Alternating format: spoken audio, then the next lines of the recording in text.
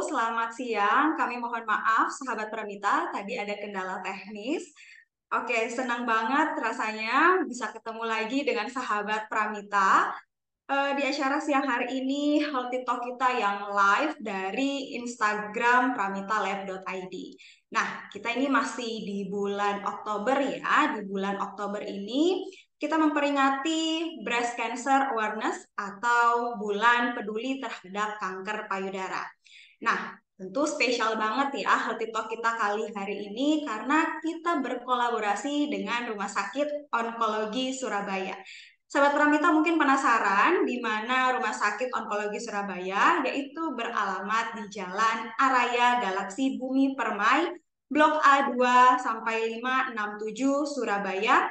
Dan sahabat Pramita bisa menghubungi Rumah Sakit Onkologi Surabaya melalui email info@rsonkologi.com atau sahabat Pramita bisa menelpon di 031 591 4855 atau di WhatsApp 0812 33 555 687. Senang banget rasanya saya Dr. Nurul Wijayanti yang akan menemani sahabat Pramita ya tentunya siang hari ini mengenai topik yang akan kita perbincangkan selama 1 jam ke depan, yaitu all about breast cancer. Dan tentu saja saya tidak sendiri dong, saya akan ditemani dengan dokter spesialis bedah yang udah expert banget ya di bidang breast cancer ini, yaitu Dr. Dwi Rani R. Pratiwi, spesialis bedah FICS, atau beliau akrab disapa dengan Dr. Wiwin, yang merupakan breast surgeon RS Onkologi Surabaya. Selamat siang, dokter. Senang Selamat banget siang. ya. Halo, Mbak Widya. Selamat siang. Terima Siang, kasih. dokter. Gimana nih, dokter, kabarnya? Baik, Alhamdulillah sehat. Alhamdulillah. Mm. Baik. Nih, justru juga sahabat Pramita juga harus antusias ya untuk bertanya karena jawaban nanti pertanyaan-pertanyaan yang sahabat Pramita ketik di kolom chat Instagram pramitalab.id juga akan langsung dijawab oleh Dokter Wiwin sendiri. Ya. Nah, ini juga ada kesempatan juga nih buat sahabat Pramita nantinya 3 sahabat Pramita yang terpilih akan mendapatkan hadiah top up e-wallet senilai Rp100.000 dan voucher pemeriksaan di seluruh cabang Pramita Lab senilai Rp250.000. Wah, ini menarik banget ya. Nanti sahabat Pramita yang udah mulai punya segudang pertanyaan di benaknya, ini langsung aja tanya di Instagram Live kita karena nantinya akan langsung dijawab oleh Dokter Wiwin sendiri. Nah, sebelum saya membacakan atau kita masuk ke Healthy Talk kita nih dok, saya akan membacakan CV dokter lebih dahulu ya dokter ya. Iya, Oke, Dokter silakan. Wiwin merupakan lulusan dari Fakultas Kedokteran Universitas Airlangga Surabaya pada tahun 1991 dan kemudian melanjutkan program pendidikan dokter spesialis bedah di Fakultas Kedokteran Universitas Airlangga Surabaya pada tahun 2003. Dan sekarang beliau masih aktif menjadi dokter bedah, khususnya breast surgeon di RS Onkologi Surabaya, dan beliau juga aktif nih di Yayasan Peduli Kanker Indonesia, ya khususnya cabang Jawa Timur. Wah, luar biasa ya dokter ya. Saya juga terketuk nih rasanya dokter yang aja sudah punya banyak jam terbang, kemudian kesibukan masih menyempatkan untuk menjadi pengurus nih di Yayasan Kanker Indonesia khususnya cabang Jawa Timur. Nah, ini kita sebelum masuk ke Healthy Talk nih dok, saya sudah sempat membaca-baca ya sedikit tentang breast cancer ini sendiri. Nah, breast cancer ini sendiri juga ternyata masih lumayan banyak ya diderita oleh wanita. Khususnya di Amerika ya dan seluruh dunia juga masih sekitar 200.000 nih dok yang terdiagnosa breast cancer. Ya mungkin sebelumnya posisi pertama kanker serviks, tapi karena kanker serviks sudah ada vaksinnya, nah makanya sekarang lebih tinggi nih dok breast cancer-nya sendiri. Nah ini lebih aware juga sih untuk ke sahabat Pramita. Ini boleh sedikit dong dok dijelasin sebenarnya apa sih dok kanker payudara ini? Ya, baik. Jadi, kanker payudara itu sebenarnya ya termasuk penyakit kanker ya. Kita tahu bahwa kanker itu sebenarnya adalah penyakit sel ya. Jadi sel kita sendiri yang tadinya baik-baik saja menjadi rusak atau sakit gitu. Yang penyebabnya itu khususnya untuk kanker payudara belum sepenuhnya diketahui. Jadi sel kita itu secara normal sebenarnya dia mempunyai kemampuan untuk memperbaiki dirinya sendiri. Kemudian juga kalau misalnya ada sel yang mati atau sakit yang parah, itu biasanya tubuh juga mempunyai suatu sistem untuk mengevakuasi ya, yang kita sebut dengan apoptosis. Jadi dia seperti mematikan dirinya sendiri, kemudian sisa-sisa itu akan diserap oleh tubuh, kemudian dibuang gitu ya. Nah, pada sel yang sakit sistem mekanisme ini secara otomatis ini menjadi rusak. Sehingga apabila dia sakit atau dia mati, dia tidak bisa dievakuasi oleh tubuh. Jadi dia akhirnya memperbanyak memperbanyak diri dengan mereplikasi yang sudah sakit ini gitu lah. Sel-sel yang sakit ini biasanya tidak bisa dikendalikan. Artinya dia kalau dia membelah diri itu membelah yang lebih cepat daripada sel-sel normal lainnya. Jadi sel kanker adalah sel-sel yang kita sendiri yang mengalami kerusakan sehingga sistem atau mekanisme otomatis dia untuk dievakuasi bila dia sakit itu terhenti dan dia akhirnya menjadi sel yang tidak bisa dikendalikan oleh sistem tubuh yang normal. Nah, jadi kanker itu dinamakan sesuai dengan sel apa yang berubah. Misalnya kanker payudara berarti sel payudara. Nah, kita tahu bahwa payudara kita itu mempunyai 3 bagian ya. Yang pertama adalah eh, saluran susu yang kita sebut dengan ductus, kemudian kantong susu yang kita sebut dengan lobulus, dan jaringan sekitarnya atau soft tissue-nya itu. Nah, jadi apabila kita menemukan suatu kanker payudara, itu juga kita harus lihat apakah dia berasal dari ductusnya yang kita sebut sebagai ductal CA, ductal carcinoma, atau dari lobusnya yang kita sebut sebagai lobular carcinoma, atau dari soft tissue-nya yang bisa kita apa namanya dengan tumor pilus gitu. Jadi itulah kanker. Begitu juga kalau dia terjadi di paru, artinya sel parunya yang mengalami perubahan. Di serviks, sel serviksnya yang mengalami perubahan. Nah, itu sekilas tentang kanker payudara. Baik, ini tadi dokter udah jelasin nih dok, gimana proses perusakan dari sel-sel saat mengalami perubahan menjadi kanker gitu ya dok ya. Ini sebelum terjadi perubahan gitu dok, sebenarnya apa sih dok penyebab dari kanker payudara sendiri dok?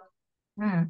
Jadi kanker payudara itu memang termasuk kanker yang sampai sekarang penyebabnya belum sepenuhnya diketahui ya, kecuali memang ada 10% dari populasi orang yang kena kanker payudara itu ternyata mempunyai gen BRCA, yaitu gen yang mengatur soal apa sel-sel di payudara itu yang mengalami mutasi.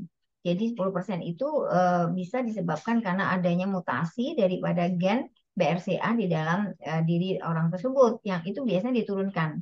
Jadi dari ibu dan turun terus ke anak cucu keturunannya itu mengalami eh, mengalami gen BRCA yang termutasi. Nah, gen BRCA yang termutasi ini menyebabkan terjadinya penumpukan sel-sel yang tidak normal. Jadi akhirnya kita mengalami kanker payudara. Tetapi 90% lainnya itu kita tidak tahu. Cuma memang selalu ada penelitian ya tentang itu. Jadi dianggap bahwa walaupun kanker payudara ini kita tidak tahu penyebabnya, tapi kita bisa apa ya istilahnya ya, memperkirakan gitu. Jadi ada faktor-faktor risiko lah. Salah satunya itu tadi, kalau di riwayat keluarga kita banyak yang menderita kanker payudara, terutama yang di dalam keluarga primer ya. Jadi misalnya ibu dengan tante misalnya ya, atau nenek dengan bude misalnya, atau bude dengan tante, atau ibu kita dengan salah satu saudara kita. Itu kita harus curiga, jangan-jangan kita ini ada gen yang berubah di dalam keluarga kita. Yang kedua itu apabila di dalam keluarga itu ada kanker payudara yang mengenai yang muda. Jadi ada misalnya keponakan kita misalnya baru 20 tahun kok udah kena kanker payudara. Jangan-jangan di dalam keluarganya itu memang ada suatu gen yang mengalami mutasi. Atau di dalam keluarga itu ada laki-laki yang terkena kanker payudara. Dan ada beberapa sindrom lain yang kalau itu terjadi pada suatu keluarga kita harus curiga bahwa ada mutasi dari gen ini. Itu yang pertama. Yang kedua, faktor risiko lain itu misalnya kita mengalami menstruasi yang lebih dini ya. Biasanya kita kan menstruasi itu umur 11, 12 gitu. Ini umur 8, 9 tahun sudah mengalami menstruasi, atau justru kita menopause-nya terlambat. Jadi yang normalnya 55 sudah menopause, ini sampai sampai lebih dari 55, bahkan kadang-kadang sampai 60, dia belum menopause. Itu kita harus hati-hati. Berarti dia expose terhadap hormon estrogen yang dianggap berperan dalam perkembangan kanker payudara itu terlalu lama. Dan ini yang menyebabkan seseorang bisa berisiko untuk terjadi kanker payudara. Ya, jadi ada faktor-faktor risiko yang harus kita waspadai. Faktor risiko ini ada yang bisa kita cegah, ada yang tidak bisa kita cegah. Yang tidak bisa kita cegah, contoh misalnya kita perempuan, kita nggak bisa milih, kita nggak mau jadi perempuan, nggak bisa. Jadi kita nggak bisa. Jadi kalau kita wanita ya memang kita berisiko untuk kena kanker payudara karena kita mempunyai kelenjar payudara yang cukup banyak. Kemudian usia, semakin kita meningkat usianya juga kita juga semakin berisiko untuk terkena kanker payudara ya karena dengan meningkatnya usia, perubahan sel itu juga semakin banyak. Kemudian yang tidak bisa kita cegah juga adalah genetik. Sedangkan yang bisa kita cegah itu pada umumnya yang berhubungan sama gaya hidup. Jadi sekarang itu memang penyakit kanker itu dianggap sebagai penyakit gaya hidup ya. Jadi ternyata dalam penelitian-penelitian itu diet yang salah atau diet yang keliru itu juga memperbesar risiko kita terkena kanker payudara. Contoh terlalu banyak mengkonsumsi lemak jenuh misalnya ya, junk food gitu ya, atau yang berpengawet itu kita harus hati-hati. Walaupun tidak sepenuhnya bisa dikatakan itu sebagai penyebab, tetapi meningkatkan risiko kita untuk menyebabkan sel-sel kita nanti berubah. Kemudian yang kedua ada pola hidup seperti olahraga. Olahraga itu penting banget ternyata dan dalam penelitian ternyata 15% sampai 20% orang-orang yang berolahraga ya secara rutin itu ternyata angka kejadian kanker payudaranya itu juga turun pada orang-orang yang melakukan olahraga dengan teratur. Kemudian juga pola hidup seperti tidur ya, kemudian seperti stres itu semua sedang diteliti dan dianggap juga bisa mempengaruhi risiko kita untuk mendapatkan kanker ini. Oke. Wah, jelas banget ya. Sahabat Pramita udah dijelasin nih apa aja penyebab dari kanker payudara ini sendiri, termasuk gaya hidup juga ya dokter ya. Jadi gaya Ya, hidup mungkin tidak teratur, akhirnya cepat membuat sel-sel itu bermutasi gitu mungkin ya dokter ya. hmm, Baik. Nah, untuk kanker payudara sendiri nih dok, bisa nggak sih dok menyerang bukan hanya perempuan aja? Nah kan ini sahabat Pramita kan mungkin ada juga nih dok yang laki-laki. Apakah kanker payudara ini juga bisa menyerang gitu dokter ke ya laki-laki? bisa. Bisa jadi 1% dari populasi orang kanker payudara itu laki-laki. Jadi kenapa? Karena laki-laki juga sebenarnya memiliki kelenjar susu ya, walaupun sangat sedikit. Tetapi bisa. Jadi kami di rumah sakit onkologi itu setidaknya 1 atau 2 pasien laki-laki per tahun itu ada terjadi. Baik, jadi ini udah dijelasin juga sama dokter nih tentang penyebabnya, terus apa itu kanker payudara dan gimana kehidupan sehari-hari itu yang mempengaruhi untuk terjadinya mutasi gen ke kanker payudara. Nah, untuk gejalanya nih dok, kalau misalnya untuk sahabat Pramita yang belum tahu nih dok, apa sih dok gejala awalnya terhadap kanker payudara ini? Nah, ini di sini ya, ini paling penting banget ini. Jadi gini, kanker itu bukan penyakit yang tiba-tiba. Artinya kan sering kita datang, pasien datang tuh bilang, dok, saya ada benjolan. Dok, baru 2 minggu yang lalu gitu. Padahal sesungguhnya kalau kita dengar tadi ya, kalau penjelasan awal saya tadi bahwa yang terkena itu adalah sel. Nah, sel itu kan mikron ya, ukurannya itu sangat kecil yang hanya bisa kita lihat dengan mikroskop. Jadi apabila dia baru pertama kali berubah, baru pertama kali menjadi sel yang kanker, itu tentu saja dia tidak menunjukkan gejala apa-apa dan orang yang mengalami itu tidak akan merasakan apa-apa gitu. Jadi jargonnya itu sebenarnya untuk kanker payudara khususnya kenapa? Kanker payudara itu ada karena kanker payudara itu bisa dideteksi dini gitu. Nah, jagonya adalah kalau kita tidak punya keluhan, itu belum tentu kita tidak ada kanker. Mudah-mudahan memang tidak ya. Kita berharap sangat berharap janganlah. Tapi tidak berarti kita bebas gitu dari kanker. Makanya sebenarnya untuk kanker payudara itu terutama yang diharapkan adalah justru kita sadar untuk memeriksakan diri justru sebelum ada keluhan. Justru belum ada keluhan. Jadi kanker payudara yang paling kecil yang kami temukan di rumah sakit onkologi itu adalah 4 mm dan itu ditemukan dengan mamografi. Pasiennya sendiri tidak merasa, dia hanya waktu itu ikut temannya untuk periksa mamografi kemudian diikut-ikut, ternyata malah dia yang kita temukan ada sesuatu di payudaranya dan ketika kita lakukan operasi untuk membuktikan dipastikan ini apa, ternyata memang itu kanker. Dan itu ukurannya 4 mm, kecil sekali. Dia hanya berupa bintik-bintik kapur begitu terlihat di mamografi. Jadi yang pertama adalah jangan tunggu ada gejala. Jadi periksalah setelah 20 tahun ya, datanglah ke dokter untuk mengetahui jadwal pemeriksaan yang sebaiknya itu yang bagaimana. Kemudian yang kedua, ada gejala apapun di payudara, itu kalau bisa segera dipastikan dulu. Jangan bisa, nggak apa-apa ini paling karena saya hormonal, karena saya capek atau karena saya mau mens gitu ya. Jangan, pastikan aja dulu. Apalagi kalau benjolan itu dalam 2 bulan atau 2 siklus atau 3 siklus menstruasi tidak berubah, ya segera akan periksa. Dan yang ketiga adalah bahwa orang-orang yang biasa memeriksa payudaranya sendiri itu biasa menemukan benjolan di dalam payudaranya itu dalam ukuran yang lebih kecil. Jadi biasakanlah untuk melakukan sadari. Sadari itu adalah pemeriksaan payudara sendiri yang sebaiknya dilakukan 7 sampai 10 hari setelah haid. Gunanya apa? Gunanya supaya kita kenal sama payudara kita. Jadi kita misalnya ada suatu saat menemukan sesuatu yang tidak biasa, kita ini kemarin dulu kok nggak ada ya? Kok sekarang kok ada ya? Itu kita kepekaannya itu meningkat gitu. Dan setelah itu kita akan segera kan periksa ke dokter dan itu akan dalam tanda petik menyelamatkan kita, tidak terlambat gitu kita untuk memeriksakan diri. Karena benjolan yang bisa diraba oleh yang bukan dokter yang biasa memeriksa itu biasanya sudah 2 cm lebih. Nah, 2 cm lebih itu biasanya juga sudah cukup lama ya. Kalau di stadiumkan itu menjadi sudah stadium 2 gitu. Nah, orang-orang yang biasa memeriksa payudaranya sendiri itu bisa ya kurang dari 2 cm lah. Gitu. Dia bisa menemukan benjolannya. Terutama pada payudara-payudara yang tidak terlalu padat dan payudara-payudara yang tidak terlalu besar. Seperti itu. Baik, dokter. Jadi memang penting banget ya, dok ya, untuk kita melakukan pemeriksaan payudara sendiri atau sadari ya, dokter ya. Mm-mm. Ini misal, dok, sahabat Pramita nih udah menemukan misalnya benjolan. Yang mana sih, dok, yang lebih kita dahulukan? Kita harus USG kah atau kita harus mamografi, dok? Hmm. Jadi untuk pemeriksaan benjolan ya dalam bidang onkologi itu kita ada yang namanya triple diagnosis. Triple diagnosis ini harus dilakukan berurutan. Jadi mulai dari yang tidak invasif atau tidak menyakitkan atau tidak melukai ke yang invasif. Apa saja tiga ini? Tiga ini yang pertama kali ada periksa dokter dulu. Karena dokter yang akan menentukan nantinya apakah perlu di USG atau mamografi.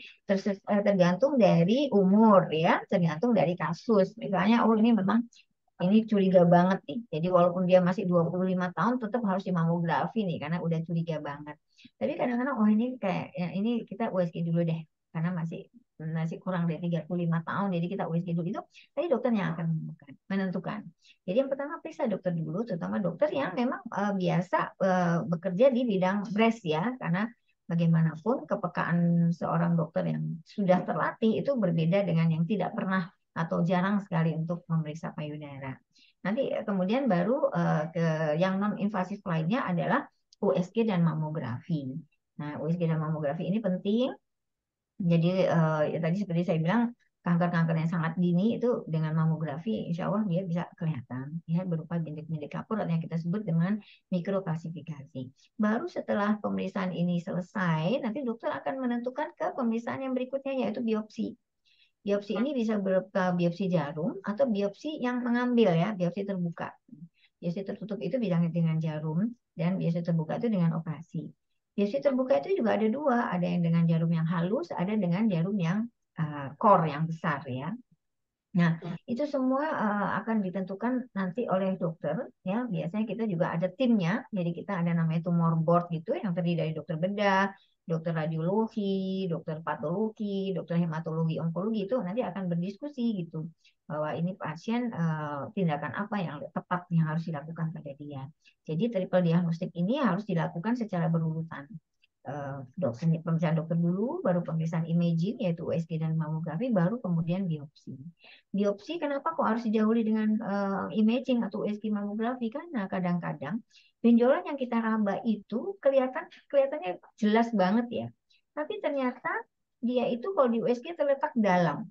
Dalam itu bisa sampai 3. Misalnya kalau payudaranya cukup besar itu bisa sampai 2 cm di bawah kulit gitu ya. Nah, kalau kita tanpa USG, tanpa mengetahui bahwa sebenarnya benjolan ini dalam, ketika kita lakukan biopsi, mungkin dia tidak sampai pada benjolannya. Dia hanya di permukaan begini. Sehingga dikatakan, oh, nggak ada apa-apa kok Bu, ini jinak gitu. Padahal sebenarnya bukan karena jinak atau karena, tapi kan tidak mencapai ke dalam tumornya itu. Jadi penting sekali gambaran sedalam apa benjolan itu, sebesar apa benjolan itu, dan apakah dia itu memang seluruhnya padat atau ada yang cair, ada yang padat. Sehingga kadang-kadang kalau ada yang cair, kita kena ke yang cairnya, kita sedot air, oh kita anggap ini kista gitu. Padahal secara sebenarnya kalau di USG dia ternyata adalah benjolan yang campuran. Jadi ada bagian yang padat, juga ada bagian yang cair. Jadi 3 pemeriksaan ini harus dilakukan secara bertahap. Tidak Baik, boleh dok. langsung loncat ke biopsi dulu gitu ya. Jadi harus sesuai ya dengan Mm-mm. perintah dari dokternya gitu ya dokter Ya, ya. dengan anjuran Eh, dokternya. Nah, untuk mendiagnosis kanker payudara ini dok, gimana sih dok Hmm. sebaiknya? Itu tadi, jadi tipe diagnostik. Jadi pemeriksaan dokter, pemeriksaan imaging, dan pemeriksaan patologi ini harus sesuai. Memang yang paling tinggi itu adalah pemeriksaan patologi karena dia yang melihat selnya itu. Ya, jadi kalau seorang dokter meraba ada benjolan, dia harus mempunyai bukti objektif. Bukti objektifnya itu dengan imaging, itu bagaimana, dan dengan patologi. Jadi final diagnosisnya, diagnosis pastinya itu adalah patologi anatomi. Patologi anatomi. Jadi bagaimana cara kita mendiagnosis? Ada yang namanya diagnosis klinis. Diagnosis klinis itu sebelum kita mencapai diagnosis patologi. Jadi misalnya saya menemukan suatu benjolan, saya curiga ini ganas. Jadi secara klinis saya curiga ini benjolan ganas, yang ukurannya berapa, di ketiaknya ada atau tidak, ada penyebaran atau tidak. Itu namanya diagnosis klinisnya. Nanti setelah kita misalnya lakukan imaging, USG mamografi, kemudian kita lakukan operasi, ada lagi namanya diagnosis patologis. Jadi benda atau kanker yang sudah diambilnya diperiksa lagi secara mikroskopis.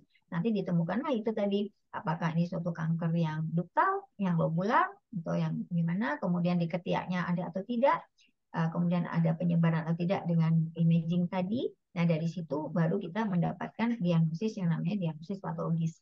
Itu diagnosis pasti. Baik dokter. Ini kalau udah secara diagnosis dan segala macamnya, kalau mulai terapi untuk kanker payudara sendiri nih dok, apa Hmm. sih dok? Hmm. Jadi kanker payudara itu termasuk kanker yang obatnya ada dan hasilnya alhamdulillah baik. Asal ya, ada asalnya, kalau kita menemukannya dini. Dini itu bagaimana ya? Kalau bisa stadium 2 ke bawah lah. Gitu. Mengapa? Karena kalau stadium 2 ke bawah itu berarti ukurannya kecil, di ketiaknya belum ada penyebaran kemana-mana. Sehingga kita bisa mengevakuasinya itu bersih. Ya. Jadi pengobatan kanker payudara itu yang sudah standar itu ada 5. Ada 5 modality, dan kelima modality ini dilakukan secara combine ya, dan ternyata terbukti bahwa kombinasi dari lima modalitas ini menghasilkan survival rate yang tinggi. Walaupun tidak semua orang itu bisa mendapatkan kelima-limanya, tergantung dari sifat biologi kankernya sendiri. Jadi masing-masing orang, masing-masing pasien kanker payudara itu belum tentu sifat biologinya itu sama. Ada yang kanker payudara sama-sama stadium 2A misalnya, tetapi yang satu ternyata tidak diberikan terapi hormonal karena memang dia bukan hormonal dependent, bukan termasuk jenis kanker yang hormonal dependent. Ada lagi kanker payudara yang sama-sama stadiumnya, yang satu diberikan terapi namanya target terapi, sedangkan yang satu tidak. Itu ternyata juga karena ada yang satu mempunyai penangkap HER2 yang banyak ya, positif 3, sehingga dia harus diberikan target terapi, sedangkan yang satu tidak ada, sehingga dia tidak perlu diberikan target terapi. Jadi modalitas yang sudah standar ini ada 5. Yang pertama adalah pembedahan. Pembedahan itu merupakan terapi yang utama apabila memang kankernya ini masih dini ya, masih bisa dievakuasi dengan bersih. Jadi dokter bedah yakin bahwa dengan operasi, insya Allah dia bersih. Itu kita melakukan pembedahan. Jadi pembedahan ini bisa dilakukan sebagai tahap pertama, ya. Yang ada juga pembedahan yang dilakukan setelah dilakukan pengobatan. Itu adalah pada pasien-pasien yang kankernya sudah lebih lanjut. Misalnya kalau dioperasi langsung nih nggak bisa bersih, batasnya nih terlalu luas, dia terlalu besar, ada bengkak, dan itu kita nggak operasi dulu, tapi kita lakukan yang kita sebut sebagai kemoterapi. Ya, jadi pengobatan itu ada dua, pengobatan lokal dan pengobatan sistemik. Yang lokal itu berupa pembedahan, jadi secara lokal dia harus bersih, dan radiasi. Jadi kalau misalnya perlu kita radiasi supaya di lokal ini bersih. Yang kedua ada sistemik itu ada tiga, yaitu pengobatan kemoterapi, hormonal terapi, dan target terapi. Baik. Jadi intinya gini ya dokter ya, tergantung staging dari kanker payudaranya sendiri. Jadi makin cepat ketahuan, makin bagus juga ya dok Ya, ya ya prosesnya betul. ya dokter ya. Mm-mm, mm-mm. Atau gimana ya dok ya? Ada nggak dok, misalnya nutrisi gitu ya dok? Ini kita masuk preventifnya. Kita udah ngebahas nih dok. Kalau misalnya terapi seperti apa?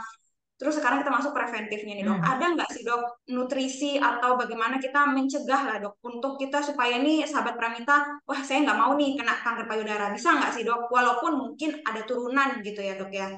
Nah, jadi seperti tadi kita sampaikan bahwa kanker itu kebanyakan penyakit gaya hidup ya. Dan untuk khususnya kanker payudara itu adalah kanker yang sangat dipengaruhi oleh situasi hormonal di dalam tubuh kita. Nah, situasi hormonal dalam tubuh kita ini sangat dipengaruhi oleh empat hal. Yang pertama memang makanan. Yang kedua adalah pola tidur. Yang ketiga adalah olahraga dan yang keempat adalah manajemen stres ya. Jadi untuk nutrisi sebenarnya tidak ada larangan, nggak boleh makan ini, nggak boleh makan ini, tetapi sedapat mungkin semuanya itu yang alami, yang segar, yang bukan olahan ya, yang bukan olahan, tidak manis ya, juga lemak jenuhnya rendah sama seperti penyakit-penyakit lain kan, seperti penyakit-penyakit metabolik lain kan, lemak jenuh dan gula ini yang perlu sangat dikurangi. Jadi semua boleh, tapi pengolahannya bagaimana itu yang paling penting. Ya, itu yang paling Nah, penting. Dan banyakkan buah dan sayur karena di sana mengandung sangat banyak mineral, mineral dan vitamin yang kita butuhkan. Gitu. wah, Hmm. jelas ya sahabat Pramita apa aja yang harus kita konsumsi nih untuk mencegah kanker payudara. Ini dok, pertanyaan saya nih selanjutnya ini terkait dengan mitos-mitos di luar sana. Ini Hmm. gimana dok penggunaan kontrasepsi hormonal dok? Apakah memang akan mempengaruhi nih kanker payudara sendiri? Ya, sampai saat ini eh, hormonal hormonal AKB hormonal atau terapi-terapi hormonal itu memang belum dipastikan sebagai penyebab. Tapi dia memang menyebabkan suatu kanker payudara yang sudah ada itu bisa berkembang. Karena apalagi kanker-kanker payudara yang hormonal dependent. Jadi dia bisa menyebabkan kanker payudara itu memang berkembang lebih cepat gitu. Jadi dianjurkan pada ibu-ibu yang menggunakan KB hormonal itu untuk jangan terlalu lama, jangan terlalu panjang. Jadi misalnya 5 tahun berhenti dulu lah, dari dulu 1 2 tahun nanti dimulai lagi tidak apa-apa. Jadi itu yang salah satu cara kita ya untuk mengurangi sedikit mungkin risiko kita untuk terkena atau setidaknya kalaupun kita mempunyai sudah ada dan kita tidak tahu tidak mempercepat pembelahan selnya perkembangan. Jadi begitu. Jadi ada hubungannya terutama pada kanker-kanker payudara yang hormonal dependent. Tetapi sebagai penyebab itu belum bisa dipastikan. Baik dokter. Terus gimana nih dok? Kan dokter sebagai pengurus Yayasan Kanker Indonesia nih dok, khususnya cabang Jawa Timur. Gimana sih dok kita ini sebagai sahabat Pramita mungkin ada yang ingin mendukung organisasi atau yayasan yang berfokus pada kanker payudara ini dok? Apa yang harus kita lakukan nih dok sebagai Ya, tindakan pendukungannya? jadi yang harus kita lakukan, jadi memang yang kanker payudara itu kan tujuannya untuk membuat agar semua orang itu berkesempatan mendapatkan pengobatan ya kalau dia kena itu yang terbaik gitu ya, yang benar yang terbaik juga kalau bisa eh, menyebarluaskan pada masyarakat tentang pengetahuan tentang kanker ini gitu. Jadi apa yang bisa kita sebagai masyarakat ini lakukan adalah tidak menyebarkan ya seperti hoax-hoax gitu ya. Jadi kalau bisa benar-benar paham dulu apa sih kanker payudara itu. Jangan sampai misalnya nih, oh kanker payudara itu orang kalau di kemoterapi itu bisa meninggal loh misalnya. Ya, itu kalau bisa dipelajari dulu gitu sebelum apa ya memberitahu keluarga atau tetangga agar agar melakukan hal-hal yang menurut dia benar tapi padahal sebenarnya itu mungkin salah. Jadi tugas kita adalah itu sebenarnya. Jadi bagaimana mendidik atau memberi edukasi pada seluruh masyarakat tentang bagaimana sebenarnya kanker ini, bagaimana sebenarnya pengobatannya yang terbaik ya dan bagaimana kita bisa menghindari atau mencegah ya dengan cara-cara yang sudah diketahui itu benar, gitu. Bukan dengan cara-cara yang hanya dari mulut ke mulut misalnya ya, hanya dari cerita ke cerita padahal tidak ada bukti yang ilmiah seperti itu. Jadi tugas kita adalah agar benar-benar mempelajari gitu sebelum kita memberitahu siapapun tentang penyakit ini. Untuk jangan sampai keliru gitu memberitahu. Baik, dokter. Mungkin lebih jangan membuat stigma negatif dulu ya, dokter ya, sebelum Betul, betul. melakukannya, gitu, Ya, dokter. harus belajar dulu, mempelajari dulu, bertanya dulu pada orang yang tepat ya, ataupun kalau mengunduh di mana namanya di media sosial atau mengunduh di internet tuh dari source yang tepat gitu, bukan dari sembarang source gitu. Baik, dokter. Ini sebenarnya masih banyak lagi pertanyaan yang saya ingin tanyakan di Healthy Talk ini, tapi antusias sahabat Pramita ini udah menggebu-gebu nih, dok. Pertanyaannya pengen dibacain nih, sudah sangat, Eh, aduh kapan ya pertanyaan saya dijawab nih sama dokter Wiwin. Oke, sebelum saya menjawab pertanyaan dari sahabat Pramita, mari kita saksikan terlebih dahulu video informasi berikut ini.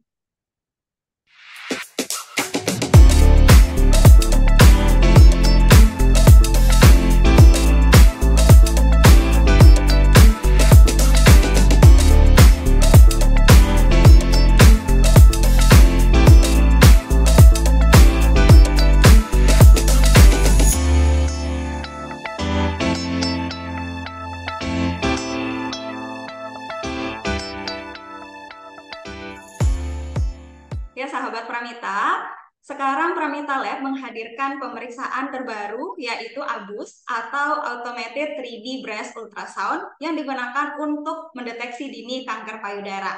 Di mana ABUS ini sendiri adalah ultrasound yang lebih utama dalam mendeteksi dini kanker payudara dan tentunya lebih sensitif dalam mendeteksi dini kanker payudara. Dan ABUS ini sendiri bisa dilakukan pada semua usia. Ya, jadi tidak hanya di usia muda ataupun tua, jadi seluruh kalangan usia bisa melakukan pemeriksaan ABUS ini.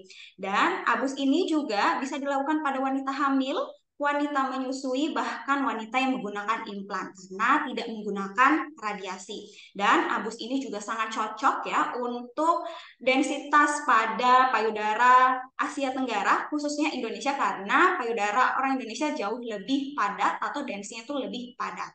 Dan pelaksanaan ABUS ini sendiri pun tanpa syarat. Nah, jika sahabat Pramita melakukan MCU pada paket tertentu, akan ada free pemeriksaan ABUS yang hanya berlaku di cabang Pramita Lab, cabang Kendang Sari, Surabaya. Nah, kita back to topic nih, dok, karena udah banyak banget ya sahabat Pramita yang bertanya. Ini saya akan bacakan satu persatu ya, dokter ya, baik. pertanyaannya. Oke, ini dari akun Microbiologers. Tanya dok, apakah obesitas dan siklus haid tidak teratur dapat beresiko kena breast cancer? Lalu jika sudah mengidapnya, apakah yang harus dilakukan? Silakan Hmm, dokter. ya. Jadi memang betul bahwa obesitas itu meningkatkan risiko kita untuk terkena kanker payudara karena eh, peningkatan lemak tubuh itu bisa meningkatkan juga estrogen ya. Kita tadi bilang bahwa ekspos kita terhadap hormon estrogen itu bisa berbahaya kalau terlalu lama atau terlalu besar. Jadi kalau pada orang-orang yang obes itu apalagi kalau dia sudah menopause ya, di mana estrogen kita hampir semuanya kalau kita sudah menopause adalah berasal dari sel lemak.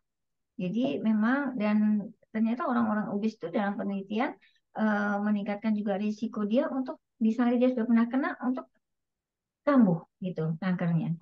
Jadi betul bahwa harus kita menjaga berat badan ideal ya. Jadi harus kita harus olahraga bagaimana caranya supaya kita tetap dalam berat badan yang ideal, tidak ada penumpukan lemak yang berlebihan di dalam tubuh kita. Itu benar sekali. Jadi sangat berisiko. Nah, kemudian kalau mengenai siklus haid yang tidak teratur itu kita perlu tahu dulu ya kenapa kok dia sampai tidak teratur. Dan biasanya kadang-kadang yang sering salah itu sebenarnya bukan tidak teratur, tapi karena kita tidak tahu panjang siklus haid kita. Jadi panjang siklus haid kita sebenarnya untuk masing-masing orang itu teratur sebenarnya antara 21 sampai 45 hari ya. Kalau 45 hari ya kayaknya memang 2-3 bulan sekali dia dapatnya. Gitu. Jadi itu yang kita harus tahu dulu dan kita periksakan dulu ke dokter. Nah, menjadi berisiko apabila kemudian dia diterapi dengan cara hormonal. Nah, itu saja sih, karena ada penambahan hormonal yang mungkin akan lama ya. Itu yang kita harus hati-hati. Tapi kalau siklus menstruasi tidak teratur sebenarnya bukan risiko utama untuk tapi mungkin pengobatannya yang menjadikan dia menjadi risikonya menjadi lebih seperti itu. Baik. Untuk Mm-mm. pertanyaan kedua nih dok, dari Neisha.zea. Dokter, apakah kanker payudara bisa menyerang anak-anak? Dan bagaimana mengenali tanda-tanda kanker payudara pada anak? Hmm. Itu yang jadi gini, dia kan menyerang sel-sel saluran susu ya, saluran susu dan kantong-kantong susu. Yang pada anak-anak itu belum sempurna sebenarnya. Em, di rumah sakit kami sendiri itu 16 tahun yang paling muda. Ya, itu bukan anak lagi ya, sudah remaja. Dia sudah juga kerja susunya sudah cukup banyak. Jadi mungkin belum kalau anak-anak ya. Kalau soal apalagi dia belum tumbuh payudaranya, belum menstruasi itu rasanya kok ada memang berita satu berita tentang anak 9 tahun kena, tapi saya telusuri kok juga tidak ada bukti otentiknya begitu. Jadi biasanya menyerang yang sudah tumbuh payudaranya dan hormon-hormonnya sudah mulai timbul di sana, hormon estrogen dan progesteron. Dan pada mungkin maksudnya remaja ya, anak-anak yang baru tumbuh payudara itu sebenarnya lebih mudah ya kita mendeteksi kalau ada sesuatu karena dia kan belum terlalu besar ya, sehingga masih tipis, sehingga kalau ada benjolan atau ada apapun di payudaranya, periksakan dulu saja. Biasanya yang sering membuat gundah para ibu itu apabila anaknya baru tumbuh payudara, di mana akan timbul seperti benjolan gitu di bawah puting ya, yang kita sebut sebagai growth breast ya. Jadi bibit susunya itu mulai timbul. Nah, itu orang tua menjadi resah kenapa kok ada benjolan, tapi ternyata itu adalah susu yang baru tumbuh. Jadi saluran-saluran susu yang baru tumbuh, tapi karena masih di satu tempat, jadi dia kelihatan seperti benjolan seperti itu. Gitu. Jadi pada anak-anak atau pada remaja yang payudaranya tidak terlalu besar itu sebenarnya lebih mudah kalau menemukan ada kelainan di payudara. Baik, dokter. Ini untuk pertanyaan selanjutnya ini, dok. Dari Linda_Devita. Dokter, apakah kebiasaan menggunakan serum payudara agar payudara lebih berisi dan lebih padat, pola makan junk food, pakai bakar-bakaran, apa bisa memicu kanker payudara? Nah, ini lagi ngetren nih, dok. Serum-serum payudara nih, dok. Nah, ya, Nah, jadi serum payudara itu ada dua ya. Ada yang dia memang mengandung hormon. Jadi hormon hormon itu bisa dioles. Ada hormon yang dioles ya, hormon estrogen. Nah, itu bisa memang membuat kulit kita menjadi lebih kencang ya. Payudara juga kelihatan seperti naik begitu karena dia seperti membuat seperti agak bengkak gitu ya. Itu yang menyebabkan payudara terlihat seperti penuh gitu. Jadi kalau kita akan menggunakan sesuatu serum seperti ini, tanyakan dulu apakah dia memang mengandung hormon atau tidak. Kalau tidak mengandung hormon berarti dia hanya untuk melembabkan ya. Jadi itu sebenarnya aman. Kalau untuk melembabkan saja, kalau kulit kita menjadi lembab itu menjadi lebih kencang memang kan, lebih tidak keriput gitu, tidak lembek begitu ya. Jadi itu nggak apa-apa. Tapi kalau dia mengandung hormon itu harus kita lebih hati-hati. Itu karena penggunaan apalagi yang sering yang terus-menerus itu juga tidak baik. baik. Hmm. Kalau untuk makanan yang bakar-bakaran nih, Hmm. dok. Jadi makanan bakar itu yang berbahaya itu sebenarnya adalah zat arangnya itu, ya. Jadi angus-angusnya itu yang ya, jadi sebenarnya untuk makanan bakar-bakaran itu terutama yang sebagai diduga risiko untuk kanker tuh kanker usus sebenarnya. Nah, tapi jadi makanya olahan itu sangat mempengaruhi ya. Bagaimana kita mengolah suatu makanan yang tadinya sehat itu bisa menjadi sumber penyakit kalau kita salah mengolahnya. Jadi misalnya gorengan dengan deep fries gitu ya, itu kan juga menyebabkan jadi jenuh ya. Itu juga kalau kita sering makan itu akhirnya kita eh, menumpuk lemak jenuh. Kalau bakar-bakaran kita akan menimbulkan karsinogen ya di dalam angusnya itu, di dalam arangnya itu yang akan mengiritasi usus gitu. Kalau asap memang asap itu bisa jadi lemak yang jatuh ke api kemudian asapnya naik itu juga ada zat karsinogen yang ditimbulkan itu bisa untuk kanker tenggorokan terutama kanker nasofaring. Wah, Jadi jelas banget ya, dok.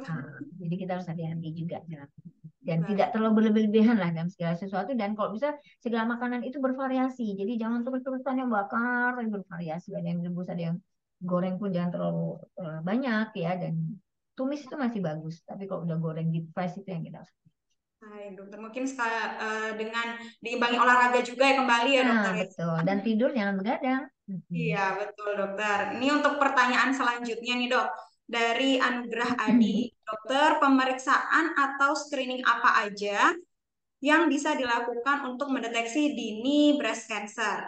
Dan kapan waktu yang tepat untuk melakukan pemeriksaan? Baik. Jadi kapan waktu yang tepat untuk melakukan pemeriksaan adalah pada saat sudah mulai tumbuh payudaranya. Jadi ibu-ibu juga harus memberitahu anak gadisnya bahwa harus harus mengenal juga payudaranya sehingga kalau ada perubahan dia cepat mengetahui. Untuk periksa ke dokter, biasanya kami anjurkan tuh boleh ya pada saat dia baru tumbuh payudara ya, boleh USG dasar ya. Kemudian setelah itu biasanya 17 tahun kita anjurkan. Kalau baik-baik saja tidak ada risiko di dalam keluarganya nanti 20 tahun. Nah, setelah itu 20 tahun juga baik. Mungkin setelah 25 tahun dia harus sudah mulai sangat rutin ya. 1 tahun atau 2 tahun sekali dia periksa. Setelah 35 tahun itu harus sudah rutin dan lengkap. Jadi biasanya 35 tahun itu kita akan sudah mulai anjurkan mamografi. Kemudian USG sejak 20 tahun tadi ya. USG sejak awal tadi. Nanti setelah 35 tahun kita tambah dengan mamografi. Jadi kanker payudara dini itu kenapa sekarang kanker payudara itu terus meningkat angkanya itu karena kita bisa menemukan dini. Jadi masih kecil aja sudah kita temukan. Tetapi angka survival rate-nya naik. Artinya banyak banyak pasien yang selamat, banyak pasien yang survival rate-nya tinggi ya, kesembuhannya bahkan kok kanker payudara yang sangat dini itu bisa sampai 100%. Itu karena kita bisa menemukan kanker payudara dini melalui mamografi. Apa yang ditemukan? Itu berupa bintik-bintik kapur yang tadi saya bilang sampai 4 mili itu ya, itu kan sangat kecil sekali. Jadi screening payudara, kanker payudara itu yaitu tadi kita mengenal payudara kita sehingga kalau ada sesuatu kita cepat memeriksakan diri, tapi kita juga melakukan screening rutin, artinya kita walaupun belum punya keluhan, kita sudah mulai memeriksakan diri kita nanti 35 tahun dengan mamografi, sebelumnya dengan USG. Nah, tentu saja itu semua harus dipandu oleh dokter yang memang bekerja di bidang breast ini. Jadi Baik. caranya itu tadi periksa payudara sendiri, datang ke breast physician ya, dokter payudara, dan kemudian dokter payudara akan menunjukkan untuk USG atau mamografi. Jelas banget ya dokter ya. Ini pertanyaan selanjutnya nih dok, dari Desta Risa 20. Dok, bagaimana cara pencegahan dari kanker payudara bila ada gen atau keturunan yang sudah pernah terkena kanker payudara sebelumnya? Iya, jadi untuk kanker payudara yang genetik itu kita sudah ada pemeriksaannya ya, namanya itu pemeriksaan BRCA gen mutation.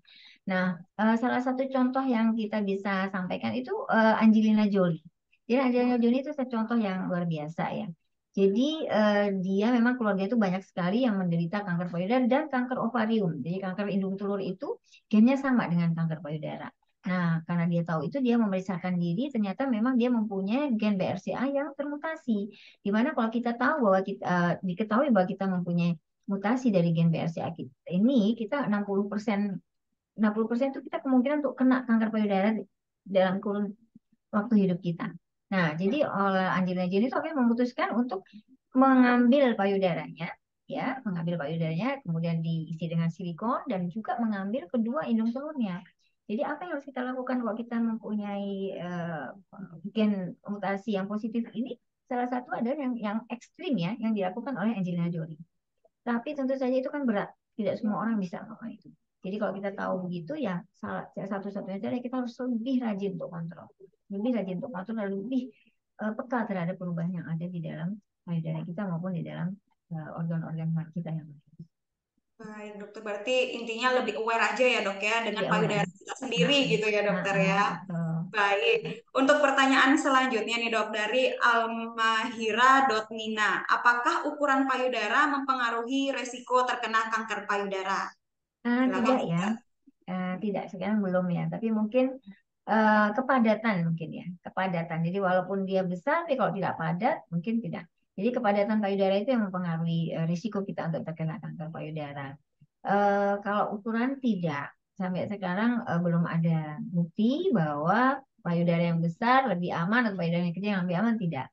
Tapi kepadatannya itu yang memang ada penelitian-penelitian yang mengatakan payudara yang lebih padat, yang padat itu artinya kelenjar susunya itu sangat banyak dibandingkan kelenjar lemaknya.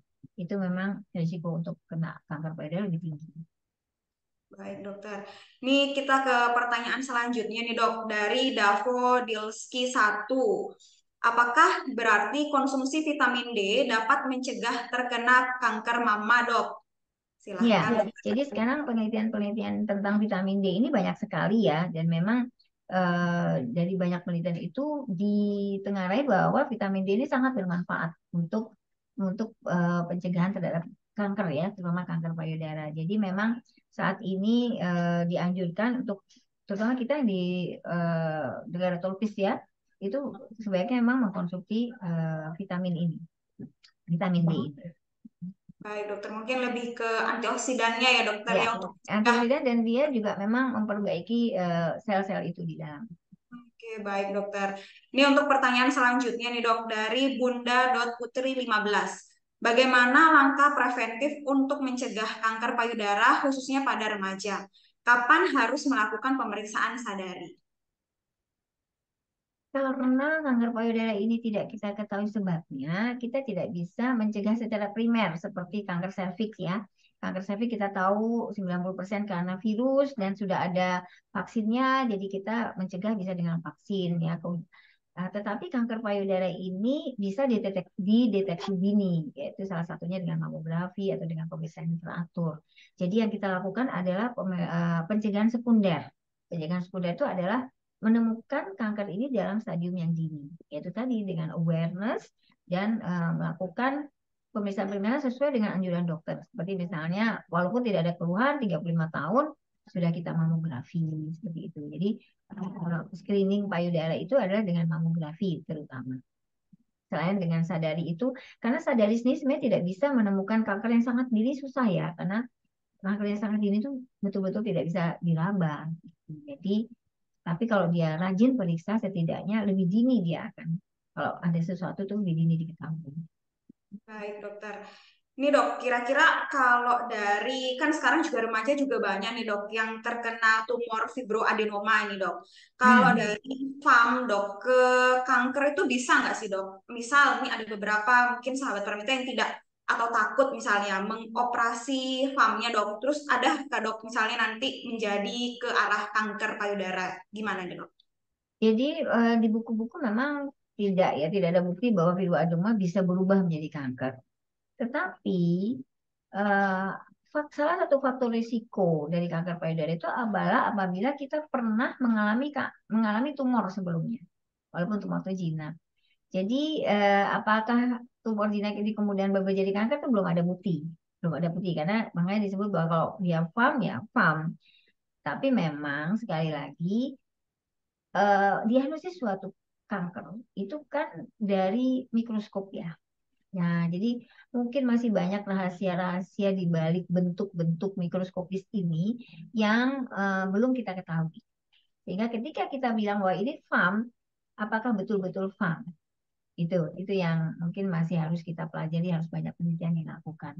Tapi selama ini dalam artikel-artikel belum terbukti bahwa FAM bisa berubah menjadi kanker, tetapi memang salah satu faktor risiko kita menderita kanker payudara adalah apabila sebelumnya kita pernah terkena tumor Cina sebelumnya. Baik, Gitu. dokter. Ini pertanyaan selanjutnya nih, dok. Dari Dian_Hartojo. Apakah miom di rahim termasuk metastase dari kanker mama, dok? Oh, mioma itu adalah tumor di dalam rahim, ya, tumor di dalam rahim. Jadi dia tidak sama dengan kanker payudara, tetapi adanya benjolan atau adanya tumor di dalam rahim atau di dalam indung telur, iya memang harus dibuktikan apakah dia merupakan suatu penjalanan atau bukan. Tetapi kalau dia memang sudah terbukti dia itu mioma, itu tidak ada hubungannya dengan yang payudara. Baik, dokter. Hmm. Ini pertanyaan selanjutnya nih, dok. Dari Mami.Brilian. Bagaimana tips menyusui bagi yang mengalami kanker payudara ya, dok? Gitu. Nah, jadi memang ada kanker payudara itu yang mengenai ibu-ibu menyusui atau ibu-ibu yang hamil, namanya gestational breast cancer. Nah, kalau dia memang sudah pada saat itu dia mengalami, biasanya kita minta untuk menyetop dulu menyusuinya karena dalam fase menyusui itu akan ada hormon-hormon yang bisa memicu perkembangan kanker payudara itu menjadi lebih aktif gitu. Jadi memang kalau pada saat dia sedang dalam terapi ya, dalam penanganan kanker payudara biasanya kita minta untuk menyetop dulu air susunya. Tetapi nanti setelah dia melalui semua itu dengan baik, kemudian dia hamil lagi, dia bisa menyusui lagi. Walaupun mungkin kalau dia payudara yang satu sudah mengalami operasi, tidak bisa dari yang itu ya, mungkin dari yang satunya. Tapi kalau selama dia dalam pengobatan, sama dia dalam penanganan, dianjurkan kita untuk di stop dulu air susu. Baik, dokter. Ini karena kita keterbatasan waktu ya, dokter ya. Ini masih Hmm. banyak banget sih sebenarnya pertanyaan-pertanyaan yang belum dijawab.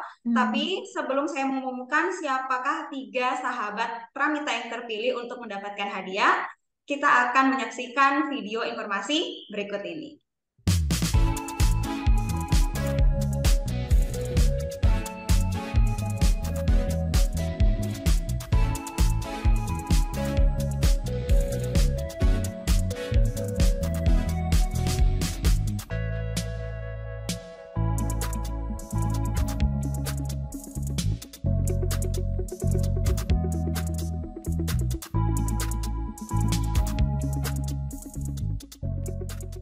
Ya, sahabat Pramita, memperingati Hari Kesehatan Nasional, Pramita Lab memberikan diskon 25% untuk semua pemeriksaan yang berlaku pada tanggal 6 sampai 11 November 2023 yang berlaku di semua cabang Pramita Lab.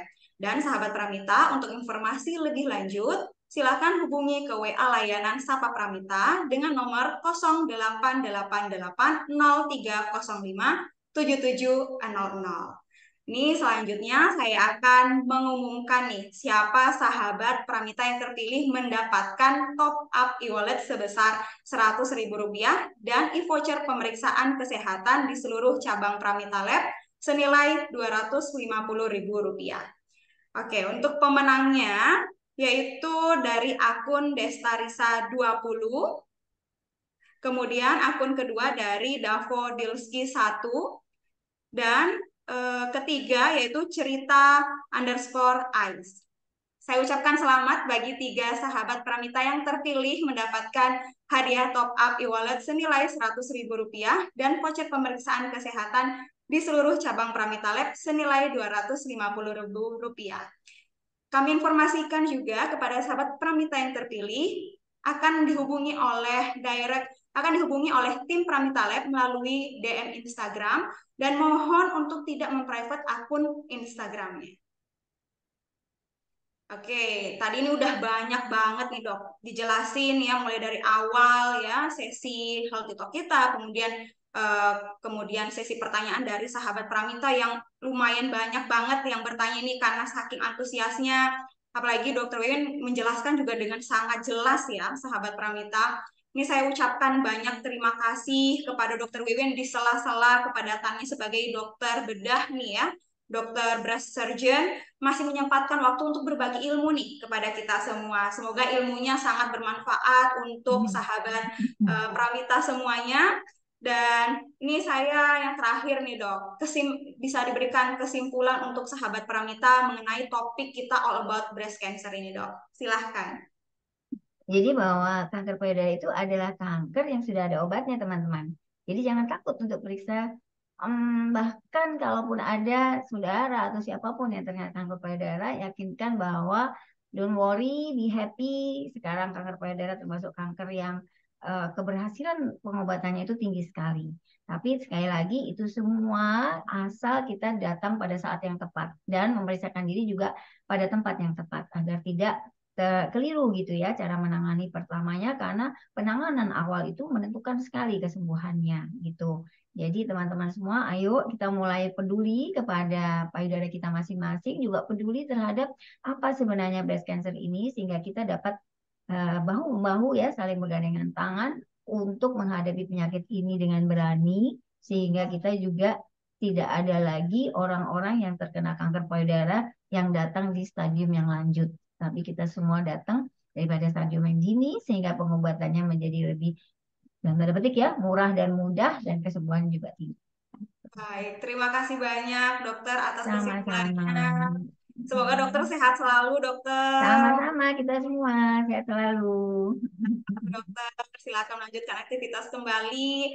Dan saya, Dokter Nurul Wijayanti, mohon maaf apabila ada salah-salah kata selama Healthy Talk berlangsung. Dan sampai jumpa di acara Healthy Talk berikutnya. Assalamualaikum warahmatullahi wabarakatuh dan salam sehat selalu. Terima kasih. Waalaikumsalam warahmatullahi wabarakatuh. Salam sehat. Salam sehat juga, dokter. Ya, izin ya.